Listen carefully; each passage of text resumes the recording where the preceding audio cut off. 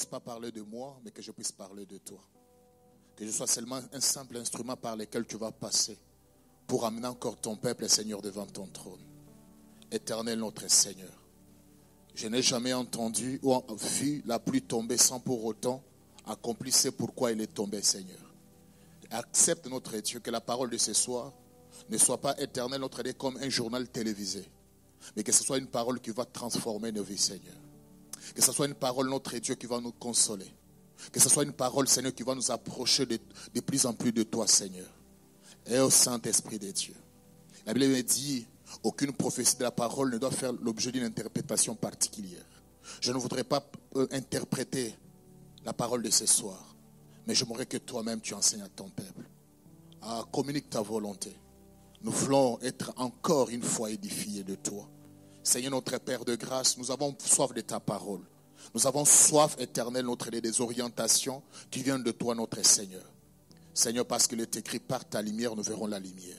La lumière par excellence vient de ta parole, Seigneur. Sors-nous, Éternel, notre Dieu, de la confusion. Sors-nous, Seigneur, notre Dieu des ténèbres. Accepte que ta parole luise dans nos vies, notre Seigneur. Incline nos cœurs et notre Dieu à faire ta volonté, Seigneur. Tu as dit dans ta parole, j'amènerai mon peuple dans le désert, afin de leur parler à leur cœur, Seigneur. Ne parle pas à nos oreilles, ô Éternel, mais parle à nos cœurs. Parce que quand tu vas parler à nos cœurs, nous garderons ce que tu nous as dit, Seigneur. Comme David a dit, je serre ta parole dans mon cœur, afin de ne pas pécher contre toi. C'est ma prière, et c'est la prière de mon frère et de ma sœur. Jésus-Christ, envahis-nous de ta présence, au nom de Jésus. Nous amenons toutes les pensées captives à l'obéissance de ta parole. Nous renversons les forteresses, nous renversons les faux raisonnements. Nous te couronnons de gloire et de majesté. Établis ton règne du début jusqu'à la fin de cet enseignement et de cette étude. Nous avons ainsi prié au nom de Jésus-Christ. Amen. Que le nom de l'Éternel soit béni. Merci d'être venus dans la présence de Dieu. Merci pour nous tous qui sommes là en présentiel. Et merci à ceux qui nous suivent au travers de médias. Je crois que le Dieu de la Bible pourra nous parler ce soir. Une fois de plus, je vais remercier les pasteurs Hugues et Mama Solange pour la confiance renouvelée d'avoir porté leur choix sur ma personne afin que je puisse conduire cette étude biblique.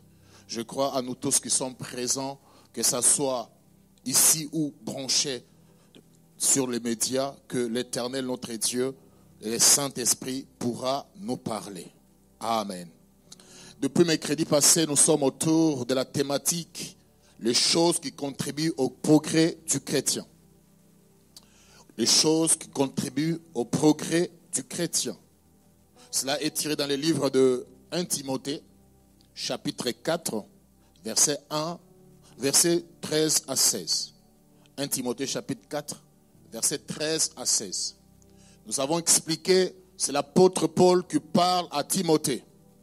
Il lui dit que ces progrès devraient être évidents. Quand on parle de progrès, on parle de l'avancement. Quand on parle du progrès, on parle de la transformation. Quand on parle du progrès, on parle du développement. Quand on parle du progrès, on parle du changement. Quand on parle du progrès, on parle de l'extension. Et par là, nous avons dit, la vie chrétienne, la conversion n'est pas le terminus de la vie chrétienne. Après la conversion, il y a encore des pas à franchir. Il y a encore des choses à faire. Nous avons dit que le progrès spirituel est lié au salut. C'est-à-dire, nous devons faire de progrès dans plusieurs domaines. L'apôtre Paul ne fait pas allusion à un seul progrès. Il dit, tes progrès seront évidents. Et là, le même jour, le mercredi, nous avons eu quand même à répertorier un nombre de progrès qu'un chrétien est appelé à faire. Nous avons dit, nous sommes appelés à faire le progrès dans la foi. Nous sommes appelés à faire le progrès dans la connaissance de Dieu et de sa volonté. Nous sommes appelés à faire le progrès dans le domaine de la sanctification. Nous sommes appelés à faire le progrès dans le domaine de l'amour. Nous sommes appelés à faire le progrès dans le domaine de servir l'Éternel. Nous sommes appelés à faire les progrès dans la grâce. Bien-aimés dans le Seigneur, l'apôtre Paul dit, il était très content de progrès que faisaient nos amis de Thessalonique. Il dit, j'ai entendu parler de vos progrès. Nous avons dit, le progrès pour un chrétien n'est pas seulement quelque chose que lui-même connaît ou ressent. Les progrès spirituels doivent être connus de tous. Nous avions montré l'exemple de Samuel. La Bible déclare, il grandissait. Il ne faisait tomber aucune parole de Dieu. De Dan à Beersheba, tout le monde a reconnu que Samuel était un prophète. Ce n'est pas Samuel qui a dit que je suis prophète, mais par ce qu'il a fait, par les avancées qu'il a connues, on a reconnu qu'il était différent des enfants d'Élie. Tout le monde a reconnu qu'il était prophète. Nous avons dit pour faire le progrès, il y a deux choses que nous devons faire. À cette deuxième séance, nous allons entamer la première chose qui doit nous aider à progresser. Et pour ça, nous allons lire dans 1 Timothée, chapitre 4, du 1er au 2e. Nous sautons, nous prenons les versets 13 à 16. 1 Timothée, chapitre 4, versets 1 à 2, versets 13 à 16. Pour ceux qui écrivent, ils peuvent ajouter 2 Timothée, chapitre 3, versets 1 à 3, versets 14 à 17. C'est toujours l'apôtre Paul qui s'adresse à Timothée.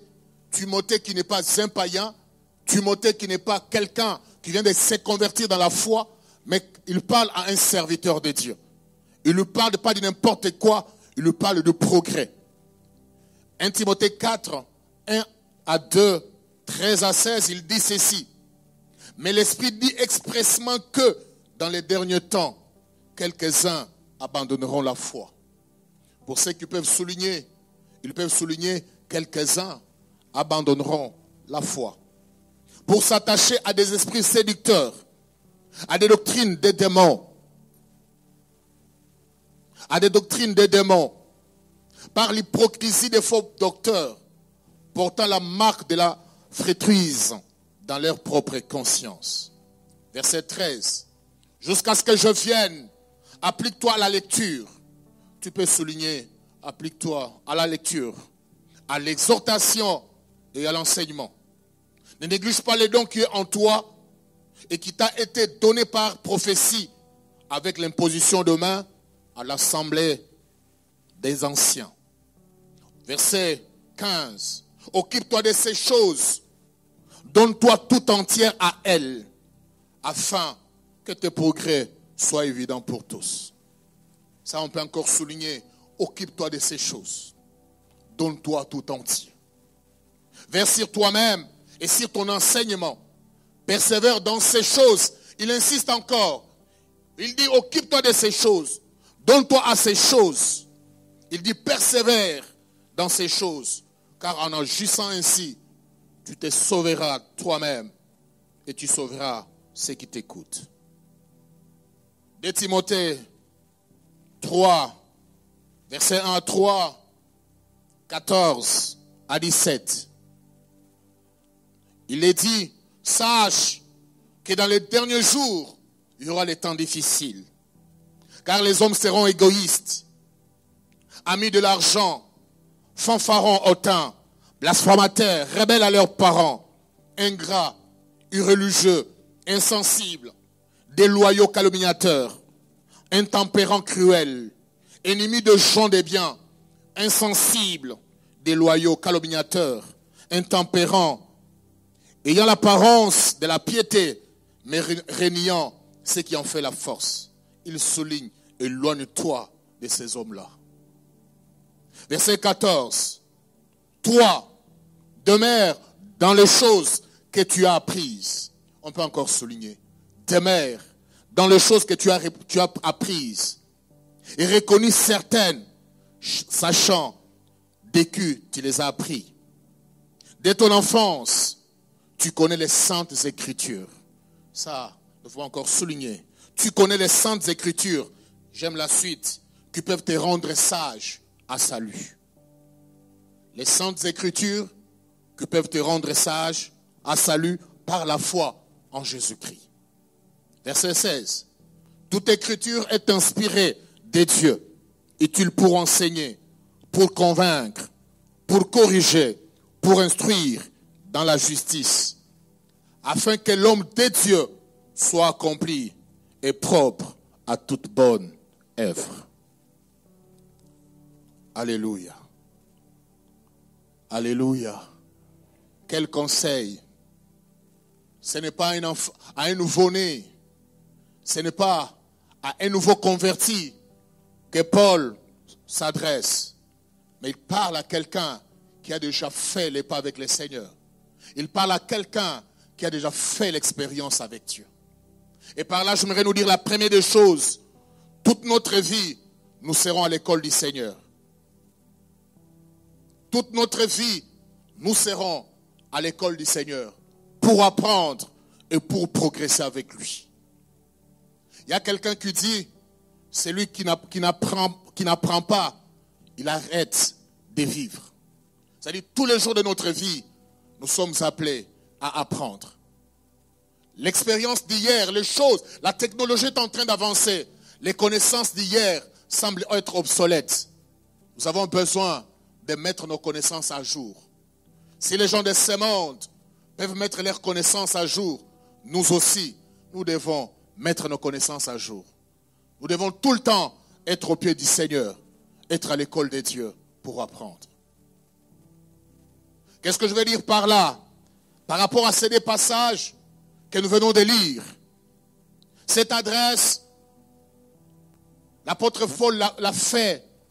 Ce n'est pas tout le monde, ce n'est pas à l'église, mais il adresse à une personne. Quand nous parlons de progrès évident, nous ne parlons pas de tout le monde, parce que la foi chrétienne n'est pas la foi commune, c'est la foi individuelle. La Bible déclare, celui qui croira et qui se fera baptiser, c'est celui-là qui sera sauvé. L'apôtre Paul, emmené en esprit, il présente un tableau de ce qui va se passer vers le temps de la fin. Et c'est pour cette raison qu'il ne pouvait pas laisser Timothée comme ça. Par rapport aux réalités de ce qui va se passer vers le temps de la fin, il prend des précautions. Notre Dieu connaît notre futur avant même qu'il n'arrive. Le Saint-Esprit connaît le lendemain de notre vie avant que nous soyons même arrivés. Bien-aimé, le Seigneur, il parle. Il dit, Timothée, tu dois savoir, dans les deux passages, il parle de la même chose. Dans 1 Timothée 4, il dit, vers le temps il y aura des temps difficiles. Il y aura des temps difficiles. Dans 2 Timothée 3, il parle que dans les derniers jours, les temps seront difficiles. Les temps ne seront pas difficiles pour tout le monde, mais les temps seront difficiles pour ceux qui voudront vivre avec le Seigneur. Alléluia. La première des choses, il avertit Timothée. Il dit, les temps seront difficiles. Et comme les temps seront difficiles, quelques-uns vont abandonner la foi. Timothée, tu dois le savoir. Si tu vois les gens abandonner la foi, c'est parce que quand les moments difficiles arrivent, elle met notre foi à l'épreuve. Les plus forts vont résister. Les faibles vont tomber. Je prie le Dieu de la Bible que tu sois comme Shadrach, Meshach, Abednego. Quand ta foi sera mise à l'épreuve, que tu restes au bout, que tu ailles jusqu'au bout avec le Seigneur. Quand les moments arrivent, les moments les plus compliqués, les gens ont tendance à croire que Dieu n'existait pas. Quand les moments semblent être sombres, les gens ont tendance à abandonner la foi. Mais Jésus déclare dans Luc chapitre 10, 18, quand le Fils de l'homme viendra, retrouvera-t-il la foi sur la terre? Et quand nous lisons Hébreux chapitre 11, la Bible dit ceci, le juste vivra par la foi. Mais si tu abandonnes la foi, qu'est-ce qui te fera vivre? Je voudrais dire à quelqu'un ce soir, la foi, c'est l'oxygène du chrétien. Sans la foi, tu es appelé d'être dans la salle de réanimation.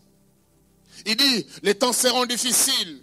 Quelques-uns abandonneront la foi. Je prie le Seigneur ce soir, que toi qui me suis, que Dieu te garde fidèle à lui. Que Dieu te préserve. Que tu n'arrives pas abandonner ta foi. Troisième chose que j'aimerais souligner, il parle à Timothée, il dit, les esprits séducteurs et la doctrine des démons seront à l'œuvre. Timothée, tu dois savoir, les temps seront difficiles. Les gens vont abandonner la foi. Les esprits séducteurs, c'est-à-dire ceux qui auront l'apparence d'être des chrétiens, ceux qui auront l'apparence d'être les serviteurs de Dieu, mais en réalité, ils ne le sont pas.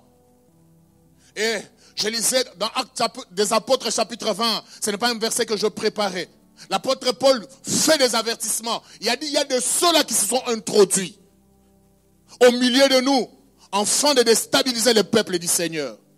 Bien-aimés de le Seigneur, j'aimerais nous avertir ce soir, en ces temps de la fin, les esprits séducteurs sont là. Les enseignements des démons sont là. On est en train de torpiller la Bible. On est en train de torturer la Bible pour que les gens croient que c'est du vrai, alors que ce n'est pas vrai. Il ajoute, les faux docteurs seront mis à profit. Mais en réalité, ce qu'ils disent, ce n'est pas la vérité biblique. Ils sont en train de faire des fables. Ils sont en train de raconter les philosophies humaines, interdisant certaines choses. Mais il dit ceci, toi Timothée, éloigne-toi de ces hommes-là. Alléluia. Est-ce que je parle à quelqu'un ce soir? Bien-aimés dans le Seigneur, par ses conseils, Paul voulait que Timothée puisse se maintenir dans la foi et progresser dans le Seigneur. Mais pour que son progrès ou son maintien de la foi se fasse sans problème, j'ai souligné 4 choses. Il dit ceci, demeure dans les choses que tu as apprises et reconnues comme certaines. Demeure dans les choses que tu as apprises et que tu reconnais certaines.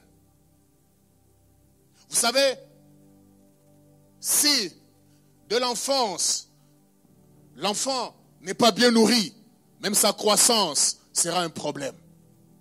Ça dit, Paul est fier de Timothée. Il dit, ce que tu as reconnu, ce que tu as appris. Bien-aimé de le Seigneur, si Timothée n'avait pas appris, il pouvait être en train de flotter. Mais c'est quelqu'un qui était assis dans les choses de Dieu. Il dit, demeure.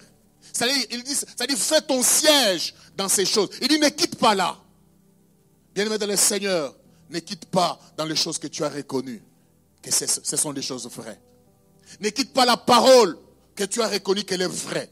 Ne quitte pas l'église que tu reconnais qu'elle est vraie. Alléluia. Alléluia. Ne sois pas à la recherche des miracles.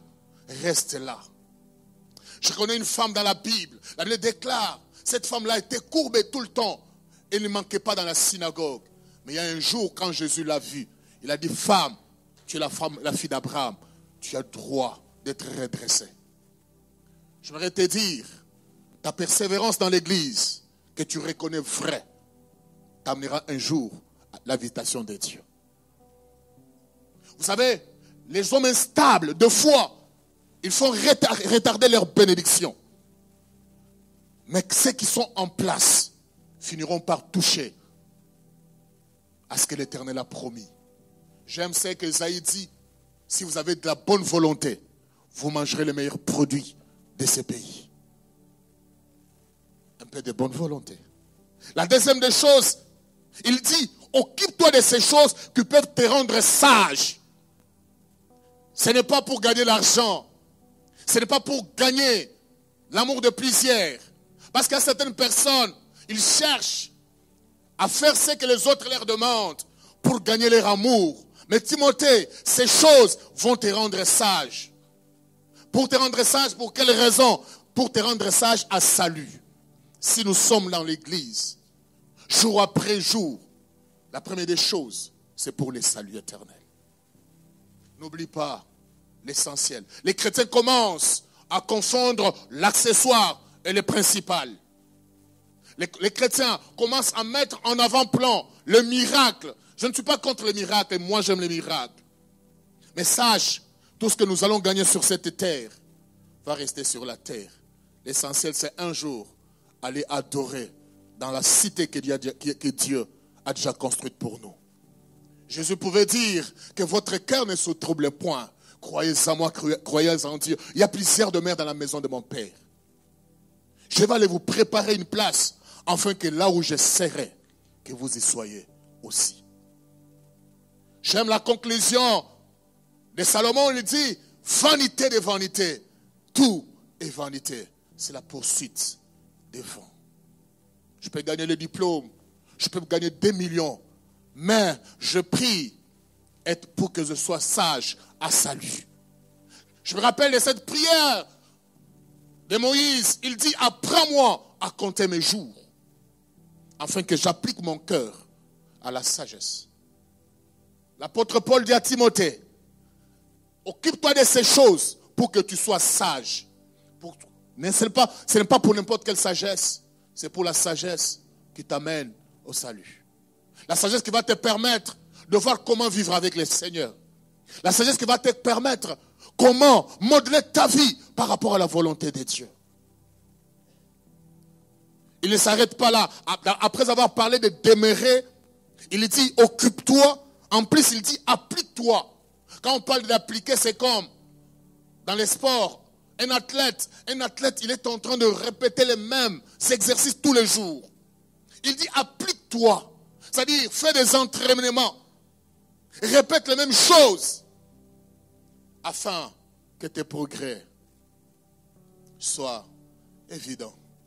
Est-ce que tu répètes la prière tous les jours? Est-ce que tu répètes l'écoute de la parole de Dieu tous les jours? Répète. Applique-toi. Mais parmi les choses dans lesquelles Timothée doit demeurer, les choses auxquelles Timothée doit se donner, les choses auxquelles Timothée doit s'appliquer, il dit, parmi ces choses, il dit, dès ton enfance, tu as appris les saintes écritures, les saintes lettres. Et il ne s'arrête pas là. Il dit, les saintes écritures que tu connais dès ton enfance. J'aimerais parler aux parents ce soir. N'attends pas que ton enfant grandisse pour que tu lui apprennes les choses de Dieu. Dès les bas âges, fais comme les parents de Timothée. Timothée a commencé à apprendre les saintes écritures dès les bas âges. Montre l'enfant la voie qu'il va suivre. Quand il grandira, il ne s'en détournera jamais. La première chose, nous l'avons déjà cité, qui va contribuer à nous maintenir dans la foi et à nous aider à progresser, c'est l'étude de la parole ou l'étude biblique. Je ne parle pas de l'étude biblique comme celui-ci, je parle de l'étude biblique personnelle. L'apôtre Paul dit à Timothée, il ne dit pas appliquez-vous, mais il dit applique-toi. Fais cet exercice toi-même. Occupe-toi de la lecture des Saintes Écritures, comme tu le faisais dès ton enfance. Timothée a commencé à connaître les Saintes Écritures dès son enfance. Il s'est converti, il continue avec les Saintes Écritures. Il est serviteur de Dieu. Paul lui dit, continue avec les Saintes Écritures. Les Saintes Écritures te rendront sage à salut. Alléluia. J'ai 4 évidences, voire 5, par rapport à l'étude biblique personnelle. La première évidence, j'aimerais nous dire que la Bible, c'est la parole de Dieu. Car c'est de lui-même qui en est l'auteur. C'est de lui-même qui a inspiré toute écriture. De tous les livres qui puissent exister dans le monde, les livres que Dieu seul a écrits, ou a poussé les gens, ou a inspiré les gens pour écrire, c'est la parole de Dieu, c'est la Bible. Et j'aimerais nous dire, tout ce qui se passe dans le monde, si vous lisez dans la Bible, vous allez trouver que tout est dedans. Les médecins vont trouver leur part. Les juristes vont trouver leur part. Les économistes vont trouver leur part. Les architectes vont trouver leur part. Les seuls livres qui peuvent nous rendre sages, les seuls livres qui peuvent nous faire comprendre ce que Dieu est, c'est la Bible. La Bible déclare dans 2 Timothée chapitre 3, Verset 16. Toute écriture est inspirée de Dieu. On n'a pas dit que certaines écritures. On a dit toute écriture. Dans la Bible, il n'y a rien abandonné. Vous savez, quand Israël devrait quitter Égypte vers la terre promise, il ne devrait pas manger l'agneau en partie. Il devrait manger la totalité. Même les entrailles de foie, elles sont amères. Il devrait manger. C'est la même chose aussi en tant que chrétien. C'est que quand on proclame les bénédictions, tu dois être content. Quand il y a des promesses, tu dois être content. Mais quand on te dit aussi que ça, ce n'est pas bien, tu dois aussi obtempérer. Les chrétiens actuels, nous avons tendance à choisir ce que nous devons lire. C'est-à-dire quand tu tombes sur un passage biblique, tu te reproches de quelque chose, tu sautes. Mais quand on parle que Dieu va te bénir, tu seras la tête et non la queue. Bien-aimé de le Seigneur, tu peux les lire du matin au soir. Tant que ta vie n'est pas modelée, ta vie n'est pas en conformité avec la parole du Seigneur, rien ne se passera dans ta vie. Alléluia.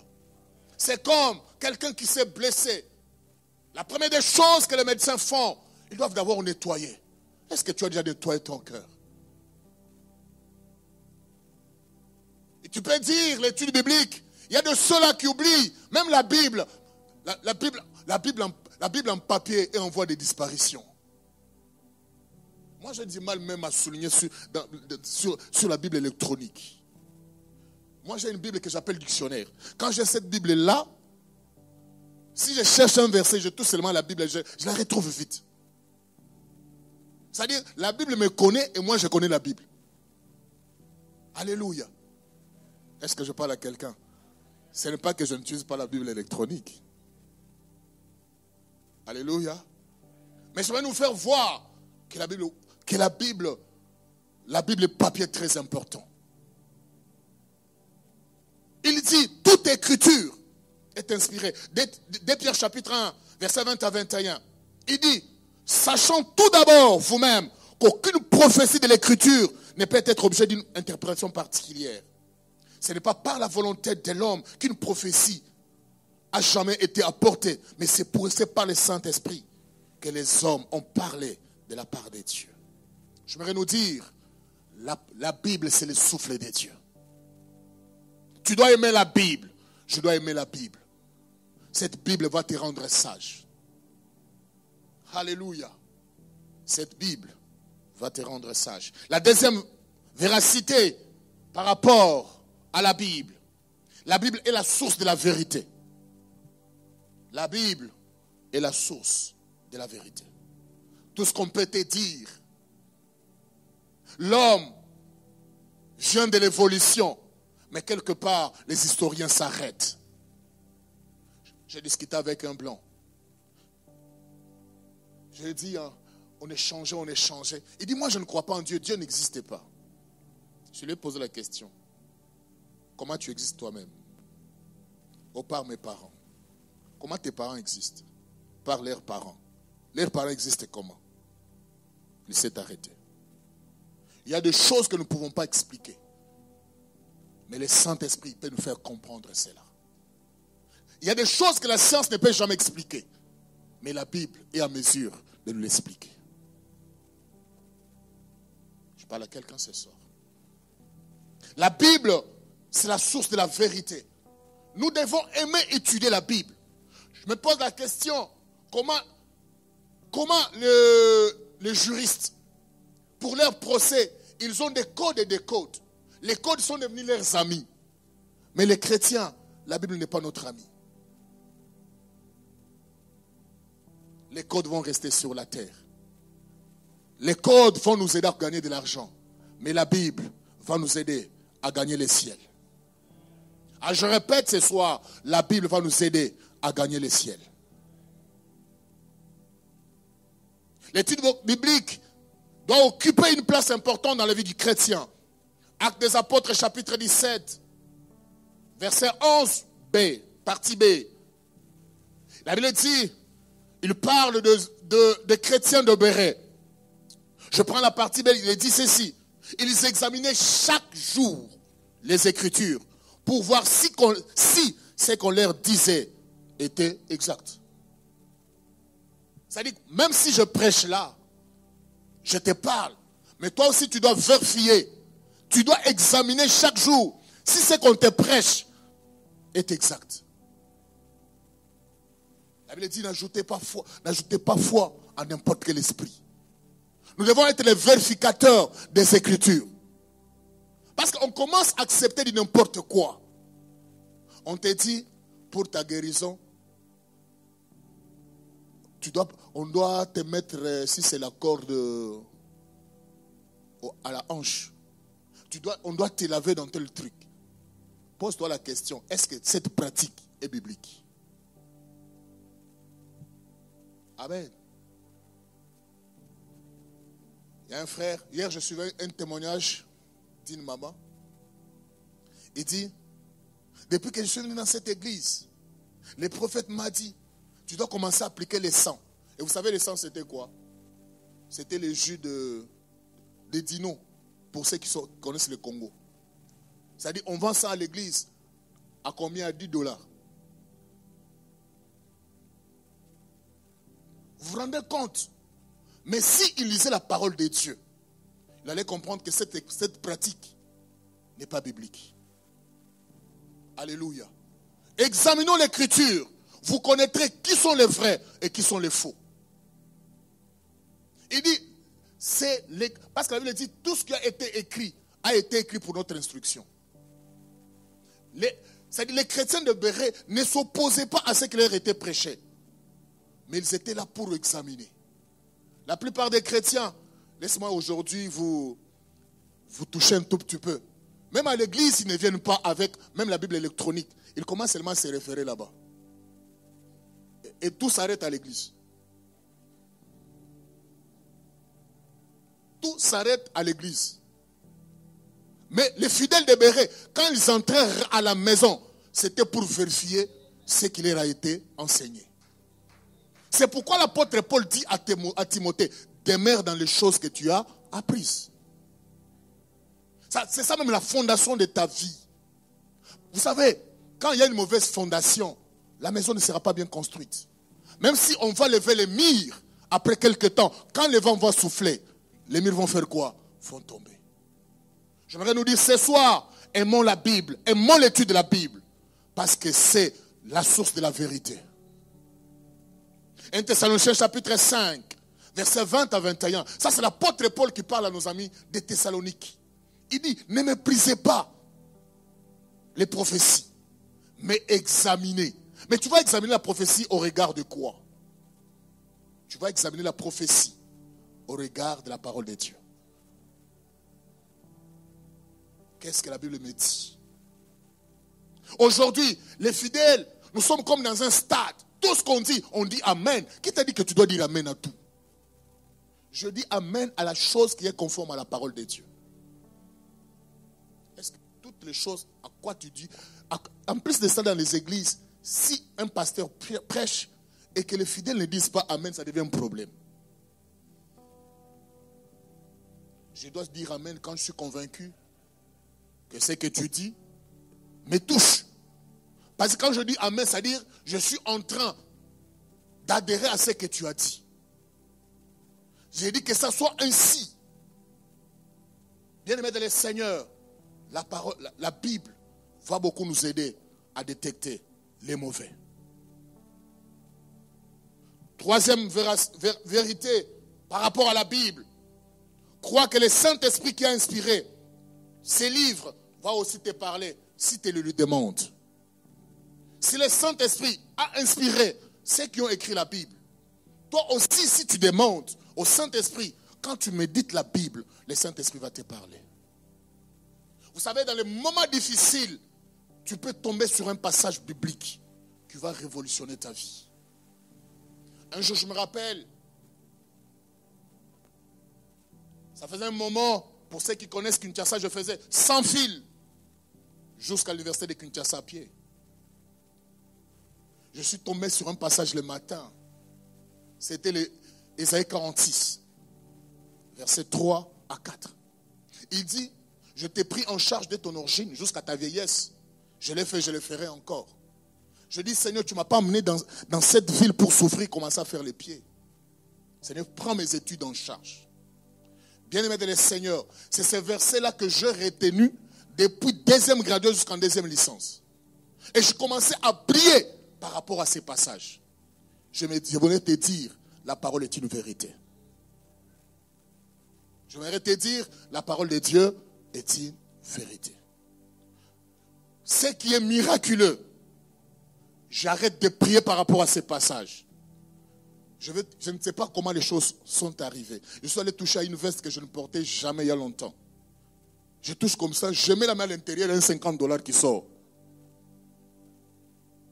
Alléluia. Il y a un frère, il était amené dans la salle de réanimation. Lui avait un passage qu'il avait retenu dans sa vie. Je ne mourrai pas, je vivrai. Chaque fois tous les jours qu'il passait dans la salle de réanimation, il ne cessait de prononcer cette parole. Je ne mourrai pas, je vivrai. Et je raconterai les œuvres de l'Éternel. Ces frères-là n'étaient pas morts. C'est pourquoi la Bible dit que ce livre de la loi ne s'éloigne point de ta bouche. On n'a pas dit ne s'éloigne pas de tes mains. Il dit de ta bouche. Si tu l'as lu, ça va rester dans ton cœur. Et quand il est dans ton cœur, tu vas commencer à le déclarer. Et quand tu vas le déclarer, la Bible dit la parole s'est faite chair. Je voudrais te dire ce que tu déclares. La Bible dit toute parole que je vous ai dite est esprit et vie. Quatrième vérité. Éphésiens chapitre, avant de parler des deux vérités qui restent. Éphésiens chapitre 1 verset 16 à 17. C'est l'apôtre Paul qui parle à nos amis d'Éphèse. Je ne cesse de rendre grâce pour vous, faisant mention de vous dans mes prières, afin que Dieu de notre Seigneur Jésus-Christ, le Père de gloire, vous donne un esprit de la sagesse et de révélation dans la connaissance. C'est ce que je vous ai dit tantôt. Si le Saint-Esprit a inspiré ceux qui pouvaient écrire la Bible, il peut aussi illuminer ton intelligence, afin de saisir les révélations qui sont dans la parole de Dieu. Afin de saisir les révélations qui sont dans la Bible. Quatrième vérité, tout chrétien devrait être connaisseur et lecteur de la Bible. Tout chrétien. Ce n'est pas pour quelques jours, mais comme les chrétiens de Béret, tous les jours, nous devons être des connaisseurs de la Bible. Matthieu 24, verset 15, ça c'est Jésus qui parle à ses disciples. Il ne parle pas à n'importe qui. Mais écoute ce qu'il leur dit. C'était par rapport aux événements qui touchaient les temps de la fin. C'est comme l'apôtre Paul qui parle à Timothée par rapport aux événements qui touchent au temps de la fin. Il dit c'est pourquoi, lorsque vous verrez l'abomination de la désolation dont a parlé le prophète Daniel, établi dans les lieux saints, que celui qui lit fasse attention. Que celui qui lit. On n'a pas dit celui qui écoute. On dit que celui. Mais si tu ne l'es pas, comment est-ce que tu vas faire attention? Si tu ne lis pas la Bible, on n'a pas dit que tu vas lire les journaux. Il y a les gens qui se préoccupent à lire les journaux pour avoir l'information du pays. Mais pourquoi tu ne peux pas avoir l'information du ciel? Ça, c'est Jésus qui dit à ses disciples. Il leur montre l'importance de la lecture de la parole de Dieu. Que c'est lui qui lit. C'est dont a écrit le prophète Daniel. Jésus lui-même, quand vous lisez dans Luc chapitre 4, il dit, aujourd'hui, tout ce qui a été écrit à mon sujet s'est accompli. Jésus lisait. Est-ce que nous lisons la Bible? Il ne s'arrête pas là. Ésaïe 34, verset 16, il est dit, consultez les livres de l'Éternel et lisez. Bien-aimés de le Seigneur, nous serons des chrétiens matures, les chrétiens affermis dans la foi, les chrétiens qui avancent avec le Seigneur si nous lisons la parole de Dieu au quotidien. Mais si nous ne les lisons pas, nous sommes là seulement pour attendre mercredi, pour attendre vendredi, pour attendre dimanche. Mais entre les jours là, qu'est-ce que tu fais? Est-ce qu'il y a des jours où tu manges et les autres jours où tu ne manges pas? L'avant-dernière vérité, tout chrétien devrait faire de la Bible, la lecture de la Bible, la priorité de tous les jours. Actes des Apôtres chapitre 17, verset 11a. Il dit, les Juifs avaient les sentiments plus nobles que ceux de Thessalonique. L'apôtre Paul compare nos amis de Bérée et ceux de Thessalonique. C'est-à-dire ils étaient disposés, ceux de Bérée étaient plus disposés à écouter la parole de Dieu. Comme toi et moi, tout le temps quand on prêche, nous sommes disposés à écouter la parole de Dieu. Mais il ne s'arrêtait pas là. Il dit, il reçut la parole avec beaucoup d'empressement. C'est bien, quand nous recevons la parole de Dieu avec joie, ça fait du bien. Mais il ne s'arrêtait pas là. Il dit, ils examinaient chaque jour. Chaque jour, c'est les Écritures. Examinons chaque jour les Écritures. Dans la version parole français courant, il est dit, ceux-ci avaient les meilleurs sentiments que les Juifs de Thessalonique. Ils reçurent la parole de Dieu avec beaucoup de bonne volonté. Chaque jour, ils étudiaient les Écritures. On ne dit pas qu'ils lisaient seulement, on dit qu'ils étudiaient. Vous savez, pour faire un examen, un étudiant est appelé à passer le temps de lire et de les lire et de comprendre ce qui a été enseigné. Nous aussi, nous avons un examen à passer un jour. Nous sommes en train de nous préparer. Mais pour bien nous préparer, nous devons lire, relire et comprendre ce que la parole de Dieu dit. Je voudrais passer au deuxième point, les bénéfices de l'étude personnelle de la Bible. Le bénéfice de l'étude personnelle de la Bible. Les premiers bénéfices, la lecture personnelle de la Bible nous permet d'acquérir et d'augmenter notre connaissance. La lecture personnelle, l'étude personnelle de la Bible nous permet d'acquérir et d'augmenter la connaissance. Daniel chapitre 12, verset 4, il dit, toi Daniel, tiens secrètes ces paroles et scelle les livres jusqu'au temps de la fin. Plusieurs alors les liront et la connaissance augmentera. Plusieurs les liront et la connaissance augmentera. On dit, celle ce que tu as vu. Au temps de la fin, il y a les gens qui vont les lire. Et quand ils vont les lire, leur connaissance augmentera. Nous sommes au temps de la fin. Ceux qui liront les saintes écritures, notre connaissance va augmenter. C'est laquelle, ça dit quand, dans la version grecque, quand on parle de connaissance, on dit de la perception. C'est-à-dire, ta perception des choses va changer. Il y a un frère qui était venu de Kinshasa. On était avec lui quelque part dans la ville. Il regarde ce qui se passe dans la ville. Il dit, pasteur, vous avez un grand travail dans ces pays. Quand il voit l'habillement, il dit, vous avez un grand travail dans ces pays. Bien-aimés dans le Seigneur, ça dit quand notre connaissance augmente, il y a des choses qu'on ne va pas te demander d'abandonner. Toi-même, tu te dis, je dois abandonner ça pour Dieu. Il y a certaines fréquentations, on ne va pas t'interdire par tes parents de les arrêter. Toi-même, tu dis, à la lumière de la parole de Dieu, je dois arrêter. Il y a certaines relations qu'on ne va pas... La Bible dit, quelle relation y a-t-il entre les ténèbres et la lumière? Mais tu es chrétien, si tu allais lire ces passages, tu allais comprendre que les gens avec qui je vis, ce ne sont pas les gens de la lumière. Je connais un homme, bien aimé, la connaissance de la parole de Dieu est très important. Il s'appelait pasteur. Ça me fait mal quand je raconte cette histoire. C'est mon beau-frère même. Bien aimé de le Seigneur, il est allé en Zambie, il a fait le temps qu'il a fait. Et aujourd'hui, j'apprends qu'il est musulman. S'il a été éclairé par la parole de Dieu, il ne sera pas devenu ce qu'il est devenu. Alléluia. C'est-à-dire, pour gagner ce qu'il pouvait gagner dans ces pays-là, il s'est converti. Pas au Seigneur, mais à la religion islamique.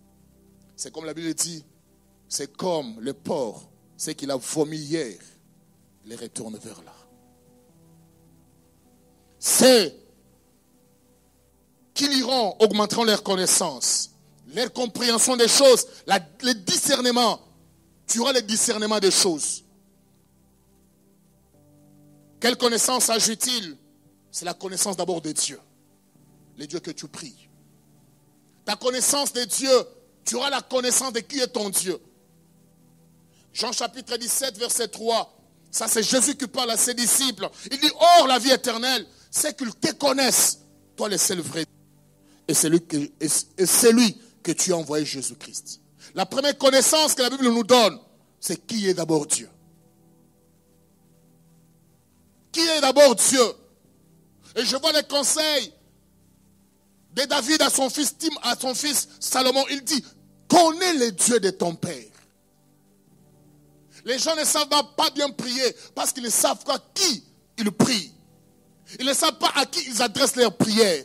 Ils ne savent pas à qui ils font leur confiance. Mais quand tu connaîtras Dieu, c'est comme Daniel dit, ceux qui connaîtront leur Dieu agiront avec fermeté. Même si j'ai faim, je sais que Dieu est là. Même si ça ne marche pas, je sais que Dieu est là. Même si je suis malade, je sais que Dieu est là. C'est comme Job a dit, même si mes os pouvaient se décomposer, mais je reconnais une chose, mon Rédempteur est vivant. Il s'élèvera le dernier. Job connaissait qui était son Dieu. Il connaissait qui était son Dieu. Mais tellement qu'il avait confiance dans ce Dieu-là, Dieu ne l'a pas abandonné. Il n'a pas voulu qu'il soit décomposé. Dieu est intervenu. Il a restauré sa vie. Il a restauré sa vie. Même si les moments sont difficiles, je sais que mon Rédempteur est vivant. Il n'abandonne pas. J'aime ce que Shadrach, Meshach, nous reconnaissons que notre Dieu nous délivrera. Parce qu'ils connaissaient la puissance de leur Dieu. Je ne tremble pas devant toi, le roi, mais je reconnais qu'il y a un roi. Vous savez, si tu étais Joseph face à la femme de Potiphar, mais Joseph dit, je ne pécherai pas contre mon Dieu. Parce que la destinée qui est entre les mains de mon Dieu est trop grande que ce que tu me proposes aujourd'hui, toi la femme de Potiphar. Ce qu'on te propose au travail, c'est paix. Mais il y a une destinée glorieuse qui t'attend. Autre chose, les grands ennemis de la connaissance, ce n'est pas l'ignorance, c'est la mauvaise connaissance. Les gens croient que le contraire de la connaissance, c'est l'ignorance. Vous savez, quand vous avez la connaissance, les demi-connaissances, c'est un danger.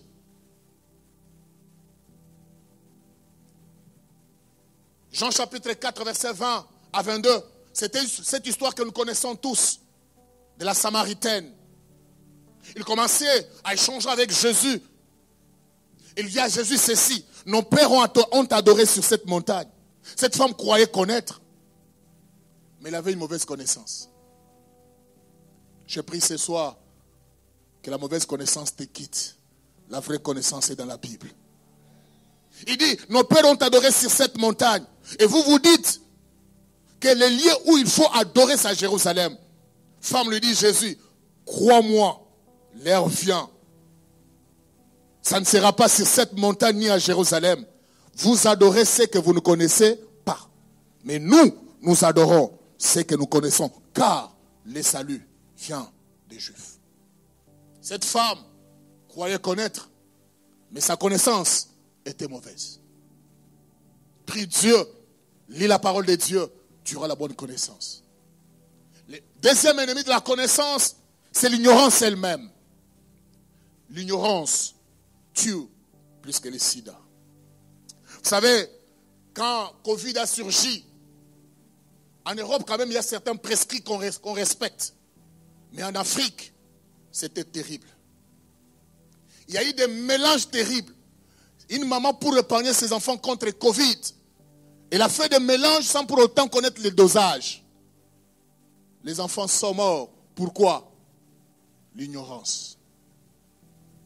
C'est pourquoi la Bible déclare dans Osée, chapitre 4, verset 6, mon peuple est détruit parce qu'il lui manque la connaissance. Puisqu'il a rejeté la connaissance, je te rejetterai. Tu seras dépouillé de tout mon sacerdoce. Parce que tu as oublié la loi de ton Dieu. j'oublierai aussi tes enfants. Non seulement toi, même tes enfants seront oubliés parce que tu as rejeté la connaissance. Mais si tu aimais la connaissance, même tes enfants seront protégés par Dieu.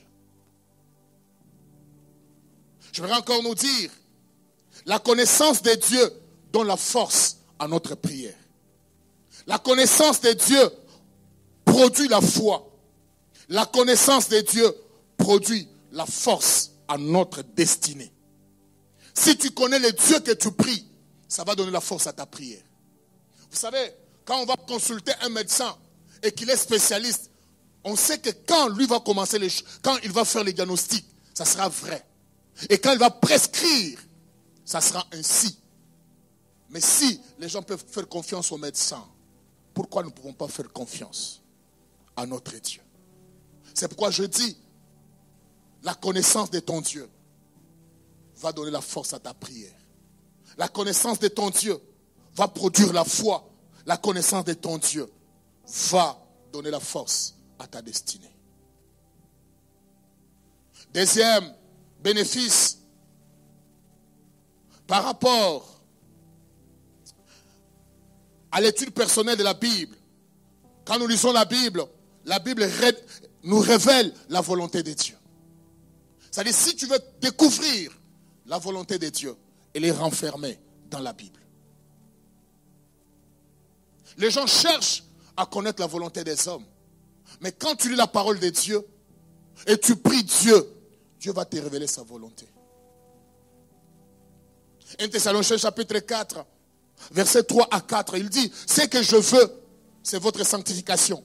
Ce que Dieu veut de toi et de moi, c'est quoi? C'est notre sanctification. La Bible dit, cherchez la paix avec tous. Et la sanctification sans laquelle personne ne verra Dieu. Si tu ne te sanctifies pas, ne crois pas que tu verras Dieu agir dans ta vie. Si tu ne te sanctifies pas, ne crois pas que tu verras Dieu au ciel. Ta destinée va se terminer sur cette terre. 1 Colossiens, chapitre 1, verset 9. C'est pourquoi nous aussi, depuis les jours où nous avons été informés, nous cessons de prier Dieu pour vous, de demander que vous soyez remplis de la connaissance de sa volonté. Seigneur, aide-moi chaque jour quand je lis ta parole, que je sois rempli de ta volonté. Parce que quand tu connais la volonté de Dieu, tu vas marcher en conformité de sa parole. Quand tu connais la volonté de Dieu, tu vas faire comme Joseph. Tu vas dire, je ne vais pas pécher contre mon Dieu. Quand tu connais la volonté de Dieu, tu feras tout pour être en harmonie avec lui. Mais pour connaître cette volonté, c'est dans l'étude personnelle de la Bible. Un autre élément, ou un autre bénéfice, la lecture ou l'étude personnelle de la Bible renouvelle notre espérance. Pendant que tu passes les moments de turbulence, pendant que tu passes par des zones de turbulence, je voudrais te dire, la Bible est très capitale pour nous. Il y a des moments où tu n'entendras même pas. Dans la salle d'urgence, tu ne peux pas entendre un prédicateur prêcher. Mais si tu as ta Bible à côté, tu peux prendre et tu peux lire. La Bible dit ceci, dans Romains chapitre 4, 15, verset 4. Or, tout ce qui a été écrit d'avance, l'a été pour notre instruction. Afin que par la patience et par la consolation que donnent les Écritures, nous possédions notre espérance. En lisant ces passages, j'ai compris que même si ça n'arrive pas aujourd'hui, ça pourra arriver demain. Vous savez, on dit la consolation que donnent les Écritures. C'est-à-dire, tu peux lire la parole de Dieu. Tu avais un problème dans ton cœur. Et sur les champs, tu es consolé, tu dors en paix. Quand tu apprends que Jésus, Dieu avait fait ceci, Dieu avait fait cela, tu te dis aussi, ce Dieu-là n'a pas changé. Il peut aussi le faire pour moi. Tout le temps, tu ne seras pas avec un prédicateur en train de te prêcher. Mais tout le temps et partout, tu peux avoir ta Bible. Elle peut consoler ta vie. Je voudrais dire encore un autre bénéfice. L'étude personnelle de la Bible donne la force à notre prière. Qu'est-ce que je veux dire par là? Une prière sans la connaissance de la parole, c'est comme aller en guerre sans armes. Vous savez, les gens prient pour prier. Mais tu pries sur base de quoi? Mais si tu pries sur les fondements de la parole de Dieu, tu verras que ta prière sera efficace. Écoute ce que la parole de Dieu déclare. Dans Daniel chapitre 9, verset 2. La première année de son règne, moi Daniel, je vis par les livres qu'il devait s'écouler 70 ans pour les ruines de Jérusalem, d'après le nombre des années dont l'Éternel avait parlé à Jérémie le prophète. Daniel lisait ce qui a été écrit.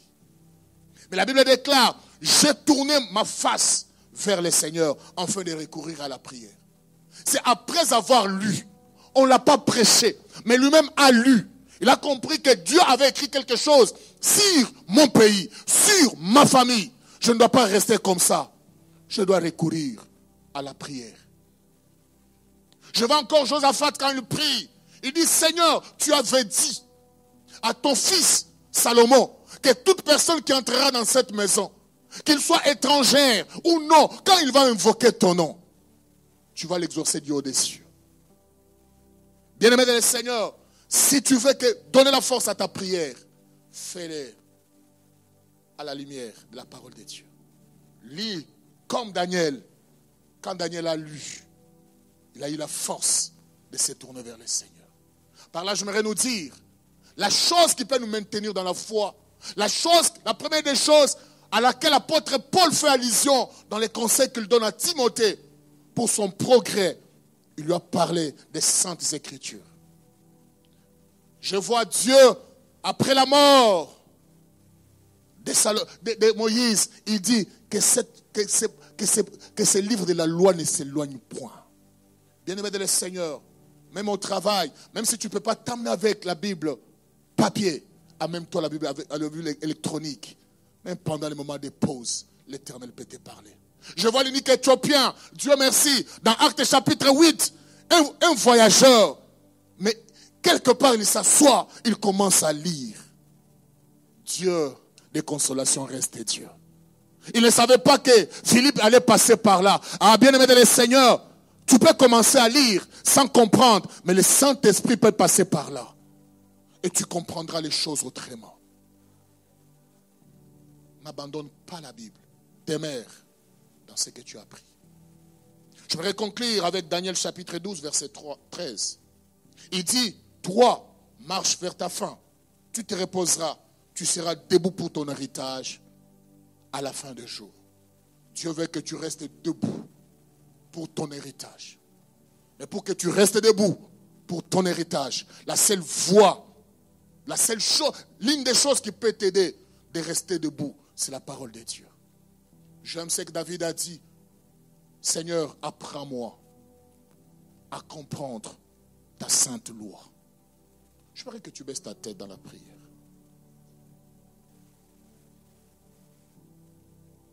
Tu vas prier à Dieu ce soir. Tu vas lever ta voix vers l'Éternel. Tu vas dire à Dieu, Seigneur, donne-moi la force de méditer ta parole. Seigneur, aide-moi à méditer ta parole, à aimer ta parole. Seigneur, remplis mon cœur de ta parole. Au lieu que ma vie soit remplie de soucis, j'aimerais être comme ces fidèles de l'église de Colosse qui étaient remplis de la parole de Dieu. Tu vas dire à Dieu, Seigneur, j'aimerais tous les jours de ma vie que tu me donnes cette capacité comme celle que tu avais donnée à celle de l'église de Béret pour examiner les Écritures. Les jours sont mauvais, Seigneur, que ta parole me garde fidèle à toi. Est-ce que tu peux lever ta voix? Est-ce que tu peux lever ta voix? Seigneur notre Père, aide-moi à demeurer dans ta parole.